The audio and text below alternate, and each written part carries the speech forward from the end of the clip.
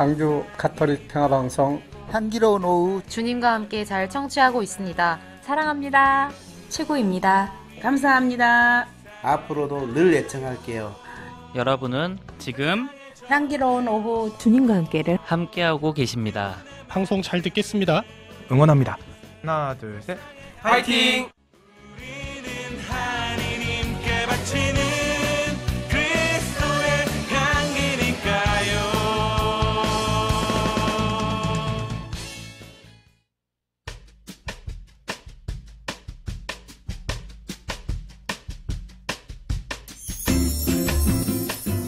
성경 물음에 대한 물음. 이 코너는 가톨릭 신자들이 신앙생활을 하며 느꼈던 성서적인 물음에 대해서 살펴보고 다시 한번 신자들에게 새로운 신앙적 물음을 던짐으로써 묵상해보는 시간입니다.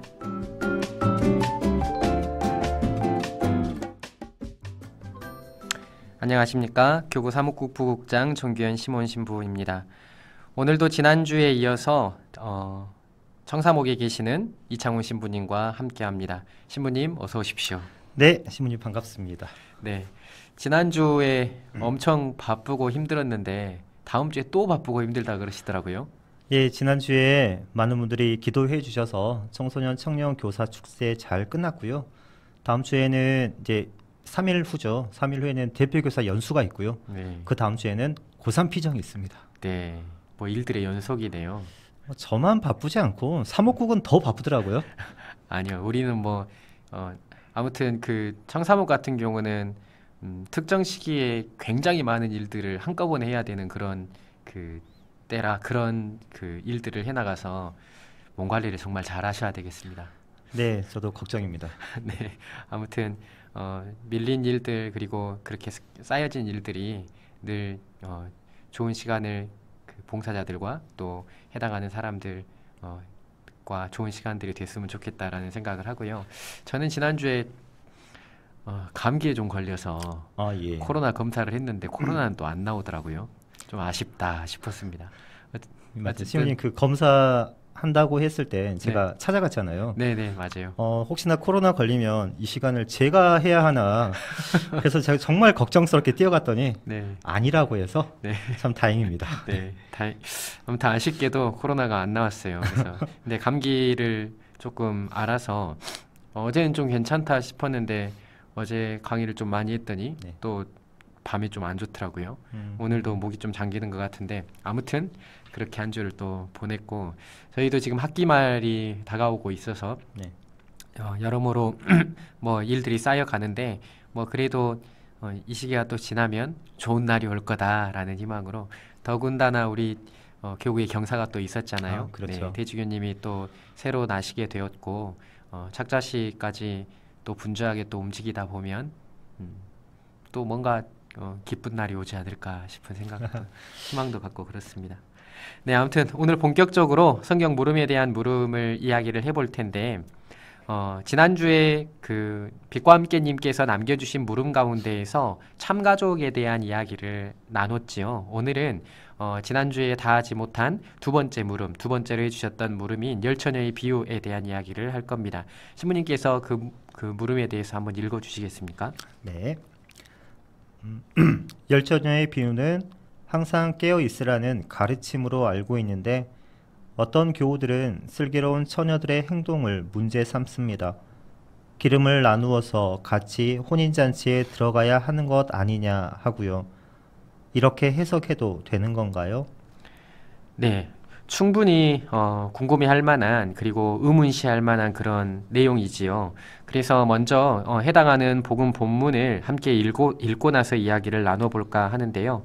마테오복음에만 있는 내용입니다. 마테오복음 25장 1절부터 13절까지의 말씀의 내용인데요. 목소리가 또 아름다우신 신부님께서 말씀을 함께 읽어주셨으면 감사하겠습니다. 예, 목소리가 아름답게 읽어보겠습니다. 그때 하늘나라는 저마다 등을 들고 신랑을 맞으러 나간 열 처녀에 비길 수 있을 것이다. 그 가운데 5은 어리석고 5은 슬기로웠다. 어리석은 처녀들은 등은 가지고 있었지만 기름은 가지고 있지 않았다. 그러나 슬기로운 처녀들은 등과 함께 기름도 그릇에 담아 가지고 있었다. 신랑이 늦어지자 처녀들은 모두 졸다가 잠이 들었다. 그런데 한밤중에 외치는 소리가 났다. 신랑이 온다. 신랑을 맞으러 나가라. 그러자 처녀들이 모두 일어나 저마다 등을 챙기는데 어리석은 처녀들이 슬기로운 처녀들에게 우리 등이 꺼져가니 너희 기름을 나누어 다오 하고 청하였다. 그러나 슬기로운 처녀들은 안 된다. 우리도 너희도 모자랄 터이니 차라리 상인들에게 가서 사라 하고 대답하였다. 그들이 기름을 사러 간 사이에 신랑이 왔다. 준비하고 있던 처녀들은 신랑과 함께 혼인잔치에 들어가고 문은 닫혔다. 나중에 나머지 처녀들이 와서 주인님, 주인님, 문을 열어주십시오 하고 청하였지만 그는 내가 진실로 너희에게 말한다. 나는 너희를 알지 못한다 하고 대답하였다. 그러니 깨어 있어라. 너희가 그 날과 그 시간을 모르기 때문이다.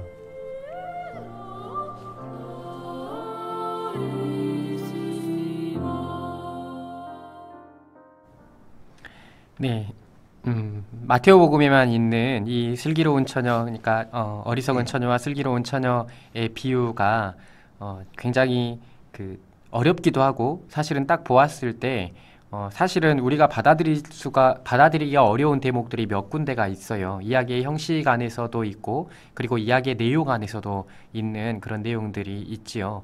이 이야기를 해석하기 위해서 먼저 고대 이스라엘 예수님 시대 때 이스라엘 사람들이 가지고 있었던 혼인 문화에 대해서 조금 우리가 알아둬야 될 필요가 한 가지 있습니다. 그러니까 첫 번째로 우리가 형식에 있어서의 이 이야기를 볼 때 궁금증을 가질 만한 대목이 어떤 것이냐면 처녀가 10명이 준비되어 있었다는 거예요. 예수님께서 활동하실 당시에 혼인에 대한 새로운 해석을 내놓지요. 곧 이혼이 불가능하다라는 이야기를 이혼장을 써주고 이혼을 할 수 있다라고 이야기했었던 모세의 율법을 뒤엎는 예수님의 모습을 볼 수가 있습니다. 그런데 처녀가 10명이 있었다라는 것 때문에 제가 이 대목 안에서 가장 많이 들었었던 질문은 사실 어떻게 10명의 여인과 신랑이 혼인하려고 준비를 할 수가 있냐라는 대목이었어요. 근데 우리가 명백히 알아두어야만 하는 것이 지금 이 예수님의 비유 말씀에 있어서 10명의 그 처녀들은 신부를 뜻하는 것이 아닙니다. 신부를 준비하는 것이 아니고요. 신부가 지금 등장하지 않을 뿐이지 신부가 설정되어 있는 상태로 10명의 처녀는 신랑을 맞이하기 위한 혼인을 준비하는 도우미라고 생각하시면 돼요. 그러니까 혼인을 준비할 수 있도록 도와주는 어떤 들러리의 역할을 하고 있는 10명의 처녀가 설정되어 있는 것입니다. 이게 10명으로 된 숫자적인 의미도 있겠지만 아무튼 그렇게 이해를 하셔야만 하고 그 당시의 혼인은 사실 신부가 될 사람이 신랑의 집에 신랑이 신부가 될 사람의 집에 가서 신부를 데리고 자신의 집으로 돌아가서 잔치를 벌이고 그리고 첫날 밤을 하는 것이 일반적으로 혼례의 관례였어요.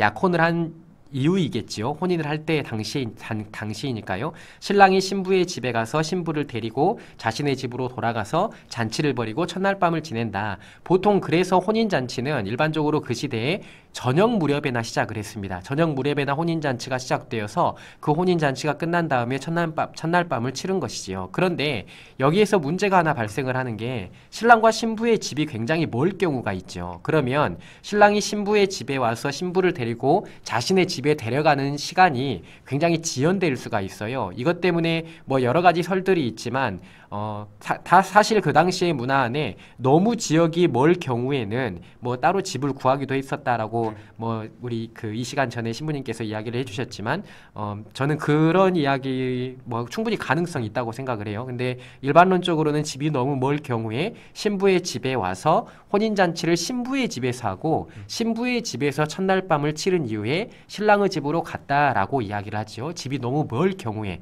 그런 일들이 있었다고 합니다.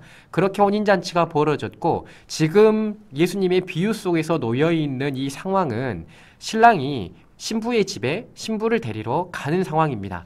가는 상황에 들러리 10명이 그 신랑을 기다리고 있다가 신랑이 오는 것을 보고 나서 신랑이 온다라고 하고 그 신랑을 데리고 집으로 들어가고 혼인잔치가 열리는 이런 상황이죠. 근데 이게 신부의 집에서 혼인잔치가 열렸냐 아니면 그 들러리가 기다리고 있었던 것이 사실 신부가 아니라 신랑 신부가 같이 오고 있었고 신랑을 집에서 기다리고 있었냐라는 이 장소적인 문제에 대해서는 지금도 논란의 여지가 굉장히 많습니다. 근데 이게 복음을 해석하는데 중요한 것이 아니기 때문에 그다지 중요하진 않아요. 어쨌든 혼인잔치가 열리게 되는 이 배경과 상황에 대해서는 일단 알아두셨으면 좋겠다라는 말씀을 드립니다.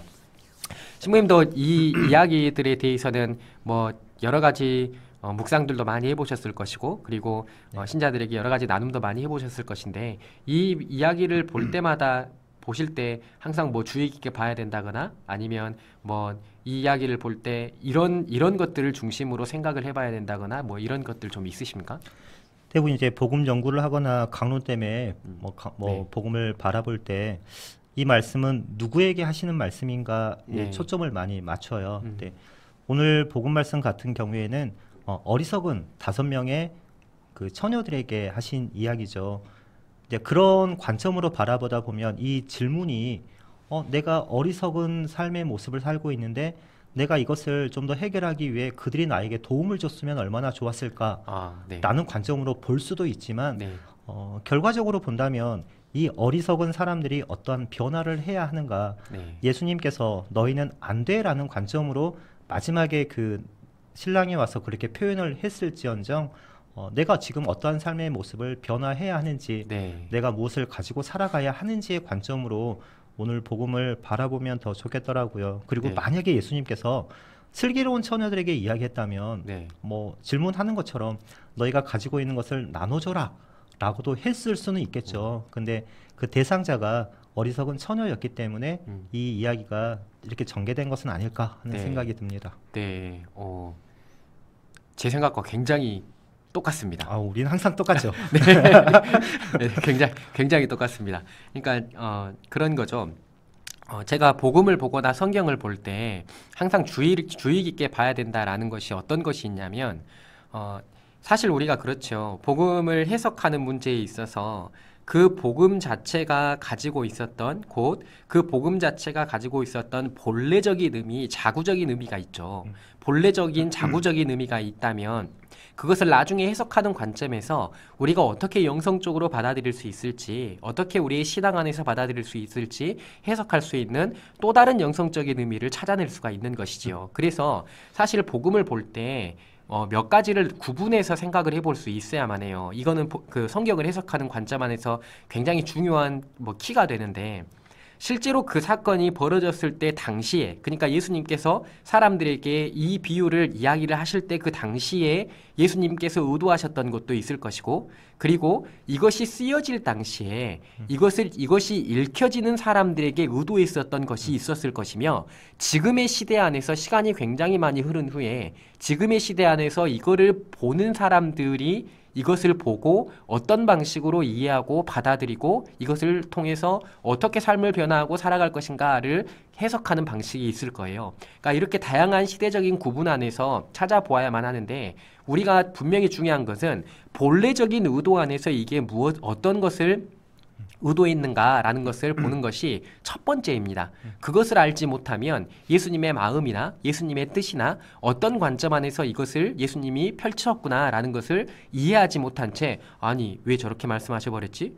라고 그 치부해버리는 이런 경향성들이 나와버릴 수밖에 없다는 것이지요. 그러면 본래적으로 예수님께서 이것을 행하셨을 때 이 비유를 말씀하셨을 때 그리고 그 당시에 그 듣는 사람들과 이것이 쓰여질 때 독자들에게 의도했었던 것이 무엇일까라는 것을 먼저 봐야만 이 성경 말씀에 대한 오해가 없다는 것이죠. 근데 이 본래적인 의미에 대해서 지금 이 신부님께서 너무 잘 설명을 해주셨어요. 이게 본래 그런 의미를 가지고 있었다라는 것을 말하는 것입니다. 그러니까 이런 거죠. 복음의 상황을 잘 보셔야만 해요. 이 앞전 주에도 우리가 제목에 매이지 말고 전체적인 맥락과 틀을 볼 수 있어야만 한다라고 이야기를 하는데, 예수님의 설화를 볼 적이면 어떤 것을 먼저 보셔야 되냐면 누구를 향해서 이야기를 하고 있는 것인가 라는 것을 봐야 되고요. 어떤 상황에서 예수님께서 이 말씀을 하고 있는 것인가 라는 것을 봐야 돼요. 이것을 보기 위해서는 이 전장을 같이 봐야 됩니다. 예수님께서 올리브산에서 제자들에게 뭐 성전 파괴에 대해서 그날이 금방 온다, 임박한다 라는 이야기를 했을 때 제자들이 그날 그 시간은 언제 옵니까? 라고 물어봅니다. 그날 그 시간은 언제 옵니까? 라고 물어보자 23장에서 여러 가지 비유와 말씀을 통해서 이야기를 하신 다음에 24장에서 세 가지 비유를 통해서 또 다른 말씀을 해주고 계시는데, 그 24장의 첫 번째 비유가 이 열처녀의 비유가 되는 거죠. 예수님의 이 비유는 결국에 어떤 이야기냐면 완성의 날, 종말의 때 라고도 말할 수 있고 예수님께서 다시 오시는 때라고도 말할 수 있을 거예요. 그런 날이, 완성의 때가 오게 될 때 사람들이 어떤 자세를, 어떤 태도를 갖추고 있어야만 하는가라는 것을 말하고자 하는 의도가 있었다는 것이지요. 이 의도 때문에 이 비유가 나온 것이고, 그렇다면 마지막 날을 기다리고 있는 이 사람들이 어떤 자세를 가져야만 하는가라는 것을 물어봤을 때 이 슬기로운 처녀와 같은 단 한 가지를 준비하는 삶의 모습을 갖추어야만 한다라는 것을 말해주고 싶었던 것이에요. 그렇기 때문에 어리석은 처녀 5명, 이 어리석은 처녀 5명 같이 살아가고 있는 이들에게 신부님이 말씀해 주셨던 것처럼 그대로 이들에게 너희들이 슬기로운 처녀처럼 살아가야만 한다라는 것을 말하고 싶으셨기 때문에 굳이 기름을 나누어 준다거나 그렇죠. 이런 설정을 하실 필요가 없었다는 거죠. 이들에게, 신부님이 딱 정확하게 보신 것처럼 이들에게 말하고 있는 이야기이기 때문에 라는 것이 제가 생각한 것보다 더 쉬운 설명이었습니다. 아니요. 근데 이제 복음을 또 읽으면서 또 이런 생각도 했어요. 이게 그런 관점이 아니라 좀 이렇게 우스갯스러운 관점으로, 아까 신부님이 설명했던 것처럼 그 10명은 도와주는 사람, 네. 그냥 말하면 그 들러리? 네네. 그런 관점이라면 내 결혼도 아닌데 네. 내가 여기서 못 들어오게 하면 그냥 집에 가면 되지 네. 라고도 생각할 수도 있잖아요. 근데 네. 예수님께서 하시고자 하는 이야기는 그것이 아니었기 때문에 네. 우리가 그 혼란에 빠지면 안 되고 거기에 걸려 넘어지면 안 된다라는 네. 생각도 들었습니다. 네, 맞습니다. 그러니까 네. 그 어리석은 처녀들은 어차피 혼인을 준비하고 있는 사람들인데 못 들어오게 하면 안 가버리면 되지라고 생각할 수도 있다는 거죠. 네네. 이게 예수님의 이제 비유 말씀 안에서는 그 사람들마저도 혼인잔치 자체가 구원으로 초대하는 길이기 때문에 이 어리석은 여인들도 전부 다 그 혼인잔치에 들어오고 싶었다라는 것을 설정하고 있는 것이고, 그렇죠. 그렇기 때문에 이 어리석은 처녀들이 문을 두드리고 있었다라고 이야기를 하는 거죠. 그러니까 이 복음의 비유의 이야기를 쭉 흘러가서 이야기를 하다 보면 이런 거예요. 사실 그렇잖아요. 슬기로운 처녀와 어리석은 처녀가 다 기다리고 있을 때 졸아요. 10명이 다 좁니다. 신랑이 오는 것을 기다리고 있는데 10명이 다 졸아요. 왜 어리석은 처녀도 졸고 슬기로운 처녀도 졸았다라고 예수님께서 상정하고 있었는가? 이것도 우리가 한번 생각해 봐야 될 문제이지요. 이것은 슬기롭거나 어리석다라고 표현하고 있는 이 표현 방식으로 설명되고 있는 모든 사람들이 나름의 부족함을 가지고 있었다라는 것을 말하는 것이에요. 그러니까 전부 다 인간이 완전할 수가 없다는 것이죠. 아무리 슬기롭다라고 이야기하는 사람일지라도 그 사람들도 하느님 앞에 섰을 때 분명히 부족함이 있다는 것입니다. 부족함이 있다는 것인데, 그렇기 때문에 우리가 사실은 복음서 안에서 예수님의 그 앞에서 졸고 있는 경우를 많이 보잖아요. 그렇죠. 그 사도들 예수님 거룩한 변문 때도 졸고 있었던 베드로 누구죠?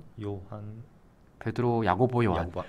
베드로, 야고보, 요한 이렇게 많이 졸잖아요. 겟세마니 동산에서도 졸고. 네. 이 졸음이라는 것이 깨어 있어라라는 것과 반대되는 개념인 것처럼 보여지지만 실제로 반대되는 개념이라고 설명하는 것보다 이 졸고 있었다라는 것이 모든 사람들이 가지고 있는 인간적인 한계라는 방식으로 보는 것이 가장 현명한 해석의 방법일 것이다라고 이야기를 해볼 수가 있겠고, 그런데 신랑이 온다라는 이야기를 들었을 때 10명이 다 일어나요. 다 일어납니다. 일어나는데 5명은 그 기름을 가지고 있었고 5명은 기름을 가지고 있지 않았다라고 말을 하죠. 5명 이렇게 상반되는 개념 안에서 상반되는 행동을 하고 있었는데 5명이 그 기름을 나누어 주라고 이야기를 하자 뭐 내 것도 부족하고 네 것도 부족할 거니 가서 사는 게 좋겠다. 실제로 샀는지 안 샀는지에 대한 이야기는 나오지 않죠. 비유 안에 실제로 기름을 구했는지 구하지 않았는지에 대한 내용은 나오지 않지만 끝난 다음에 돌아와서 문을 두드렸는데 주인님 뭐 문을 열어주십시오 하니까 난 너희들이 누군지 모른다라고 이야기를 하면서 예수님께서 그 신랑이 문을 걸어 닫아버렸다라는 것을 이야기를 하고 있죠. 굉장히 매정하죠. 사실 여기에서 우리가 그 진짜 걸려 넘어지기 쉬운 게 첫 번째가 우리 그 물음을 주신 빛과 함께 형제님께서 예를 들어주셨던 것처럼 왜 기름을 나눠주지 않았는가라는 것에 걸려 넘어질 수 있고 또 한 가지는 왜 문을 열어주지 않았는가라는 것에 걸려 넘어질 수가 있죠. 이 두 가지 차원에서 우리가 궁금증을 그 본질적으로 내용적으로 우리가 가져볼 수가 있어요. 근데 우리가 뭘 조금 알아두어야만 하냐면 슬기로운 처녀와 그 뭐 어리석은 처녀를 설명하는 성경의 방식이에요. 우리는 그냥 슬기로운 처녀, 어리석은 처녀라고 쓰고 있고 있는데 이게 과거 진행형이라는 그 시제가 있습니다. 히라보 안에는 과거 진행형이라는 시제가 있는데 이게 어떤 것이냐면 우리가 과거 진행형이라는 건 사실 영어한테는 없잖아요. 과거 완료 뭐 그렇게 있는데 과거부터 시작해서 미래까지 쭉 가고 있는 것. 이것을 과거 진행형이라고 표현을 하고 이런 시제가 있어요. 이 슬기로운 처녀나 어리석은 처녀를 이야기할 때 그 관계분사로 쓰고 있는 용어를 이 과거 진행형을 씁니다. 그러므로 인해서 이 슬기로운 처녀와 어리석은 처녀가 일상 안에서 어리석은 태도와 슬기로운 태도를 가지고 있는 삶의 형식이 있었다라는 것을 일단 비유가 설정을 하고 있다는 거예요. 그러면 모든 사람이 한계를 가지고 있는 사람들이다라는 것을 이해하고 인정하고 있음에도 불구하고 진짜 하느님의 그 예수님의 재림을 완성의 날을 기다리고 있는 사람에게는 이 부족함에도 불구하고 단 한 가지가 필요하다라는 것을 가르치는 겁니다. 그게 무엇이냐면 곧 준비하고 있는 태도가 필요하다는 거예요. 삶에 쌓여져 있는 습관처럼 쌓여져 있는 일상 안에 쌓여져 있는 준비하고 있는 태도가 필요하다라는 것이 예수님께서 말하고자 하는 핵심 사항이라는 것입니다. 부족하다는 건 다 인정한다니까요. 그럼에도 불구하고 준비하고자 하는 태도는 반드시 필요하다라는 것을 이야기를 하는 것이고 이 준비하고자 하는 태도를 이야기하고 싶으셨기에 준비하는 태도가 반드시 필요하다라는 것을 말하고 싶으셨기에 어리석은 처녀에게 문을 열어주지 않는 것입니다. 항상 준비가 되어 있어야만 하기에. 물론 뭐 그때 시대 안에서 그 사람들에게 이야기할 때 항상 준비하고 있어라 라는 개념 아래에서 이런 가르침을 주신 것이지요. 지금 예수님한테 단도직입적으로 그러면 문이 닫혔을 때 우리에게 문을 열어주시지 않을 겁니까? 라고 물어보면 예수님 뭐라고 대답할까요? 열어주시겠죠? 그렇죠. 저도 그렇게 생각하고 신분도 그렇게 생각하죠. 항상 구원을 먼저 우리보다 앞서 구원을 먼저 그 달려가시는 구원을 향해 가시는 예수 그리스도의 모습이시기에 지금 우리가 그럼 진짜로 문 안 열어주실 겁니까? 라고 물어보면 열어주실 거예요. 열어주실 것인데 그 당시 그 사람들에게 이 메시지를 던지기 위해서는 문을 안 열어주셔야만 했다는 거죠. 그렇기 때문에 우리가 이 비유 말씀이 진짜로 의도하고 있는 것이 무엇인가, 어떤 관점 아래에서 이 비유가 본래적으로 의도를 가지고 있는가라는 것을 이해하고 그리고 나서 또 다른 측면 안에서 우리는 그럼에도 불구하고 공동체적인 연대 차원에서 만약에 가지지 못한 사람들이 있다면 기름을 나누어 주겠다라고 다짐할 수 있고 또 하느님은 우리가 문을 두드렸을 때 언제나 열어주실 것이다 라고 생각을 해볼 수도 있다는 것이죠. 이렇게 해석을 해야만 이 복음 말씀에 대한 해석이 굉장히 잘 흘러가는, 잘 해석할 수 있는 것이다 라는 말씀을 저는 드리고 싶어요. 제 생각이 맞겠죠? 네, 신부님 이야기하면서 또 들었던 생각이 이게 복음 이야기를 사실로 받아들이는가 진실로 받아들이는가 신학교 때 계속 저희가 받았던 교육 내용이잖아요. 근데 저는 아니지만 어렸을 때 아이들이 뭔 잘못하면 얘끼놈아 집에 나가라 그러잖아요. 네. 근데 그거는 부모가 얘가 집을 나가기를 원한 게 아니라 네. 얘가 좀 더 변화되기를 원하면서 하는 이야기잖아요. 그러면 아이들은 내 부모님 그동안 감사합니다. 집을 나가겠습니다 하지 않고 죄송합니다. 제가 변화하겠습니다. 라는 이야기를 하는 것처럼 오늘 복음 이야기도 그 관점으로 저는 바라보면 좋을 것 같아요. 네. 예수님께서 본래적으로 하려고 하는 그 메시지가 무엇인지 네. 그리고 2000년 이후에 살아가고 있는 우리들에게 이 복음을 통해 누군가가 이게 도대체 나에게 무엇을 원하시는지를 바라본다면 너는 안 돼가 아니라 다시 한번 해보자 라는 메시지도 우리가 같이 기억하면 좋을 것 같습니다. 네, 정확하게 또 이렇게 알아듣기 쉽게 알려주셨습니다. 아무튼 이 복음을 보시면서 가지고 계시는 그 궁금증들을 다양한 관점 안에서 이해하고 해석해 보면서 여러 가지를 생각해 봤으면 좋겠고, 핵심은 방금 신부님이 말씀하셨던 것처럼 지금 이 메시지가 전달하고 전하고자 하는 것은 분명하고, 그리고 이 메시지가 누구를 향하고 있고 어떤 사람들에게 어떤 말을 하고 싶은가라는 것을 생각해 보고, 그럼에도 불구하고 우리의 관점 안에서 이것을 좀 더 자비롭고 좀 더 공동체적으로 해석할 수 있는 여지도 열어놓았으면 좋겠다라는 말씀을 드리고 싶어요. 그렇게 이 복음을 들여다봤으면 좋겠습니다.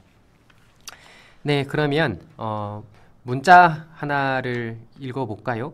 이창훈 신부님께서 청취자분들이 남겨주신 메시지 읽어주시겠습니까? 제가 읽고 싶은 거 읽으면 되는 거죠? 네.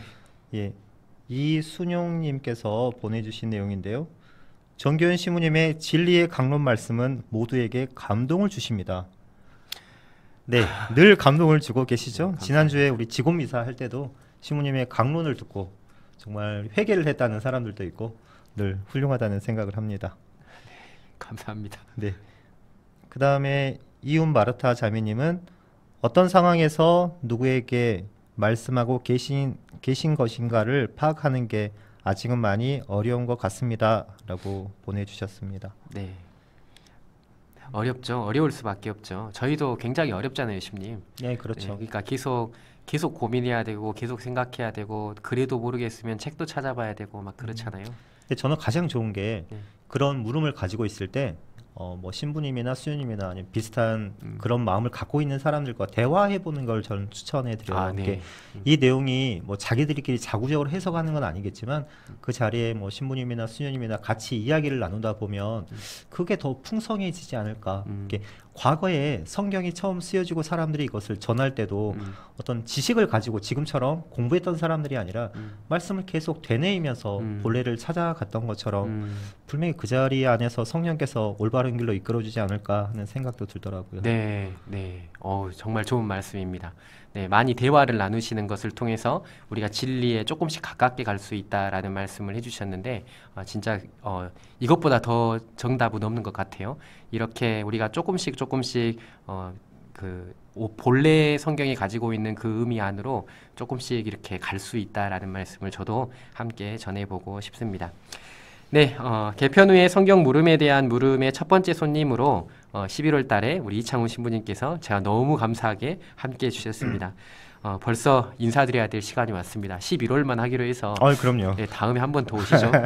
네, 제가 그냥 계약은 했으니까 한 달로. 네, 감사합니다. 네, 어쨌든 한 달 하시면서 어떠셨어요? 예, 좀 부담스러운 부분도 있었어요. 그런데 이제 정교현 신부님은 우리가 아주 오래전부터 서로 알고 있는 사이였기 때문에 신부님께서 이야기했을 때 정말 기뻤고요. 그리고 또 신부님이 저에게 하나씩 단락을 던져주셨을 때 제가 생각하지 못했고 고민하지 못했던 것들을 또 청취자분들이 질문을 해주셨고 같이 고민할 수 있었고 또 이 자리에서 같이 이야기할 수 있어서 저에게는 또 은총의 시간이었다라고 생각을 합니다. 네, 아무튼 감사합니다. 저도 신부님이 함께 해주셔서 사실 어떻게 해야 될지 저도 머리로 그림이 잘 안 그려졌는데 이렇게 편안하고 의지할 수 있는 신부님이 함께 해주셔서 저도 평안하게 이렇게 했습니다. 아무튼 너무너무 감사드립니다. 12월에는 또 다른 손님이 출연을 준비하고 계시고요. 뭐 응원 메시지 한마디 해주려고 하는데 잘할 겁니다. 네. 네, 감사합니다. 신부님과는 아쉽지만 여기서 인사 나누도록 하겠습니다. 오늘도 좋은 말씀 감사드리고요. 그동안 수고 많으셨습니다. 네, 감사합니다. 네, 청소년 사목국 부국장 이창훈 신부님과 함께했습니다.